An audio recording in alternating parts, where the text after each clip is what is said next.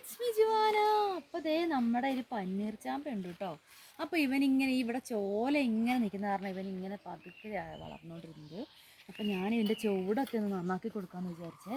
അപ്പോൾ ചൂടൊക്കെ നന്നാക്കി നല്ല വളമൊക്കെ ഇട്ട് കൊടുക്കുകയാണെങ്കിൽ നന്നായിട്ട് വളരുമെന്ന് എനിക്ക് തോന്നുന്നുണ്ട്. അപ്പോൾ കുറേയൊക്കെ സൂര്യപ്രകാശം കിട്ടുന്നുണ്ട് ഇപ്പം ഇങ്ങോട്ട് കേട്ടോ.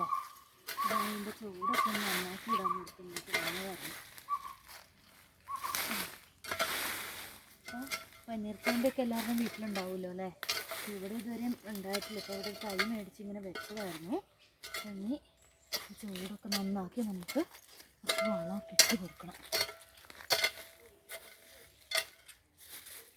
ഇതേ പഴുതാര ഉണ്ട്, ഇതുണ്ടോ പഴുതാര ഇതേ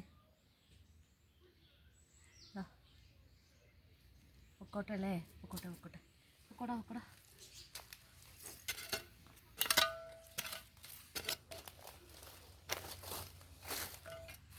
ഇതൊന്ന് പോരാ.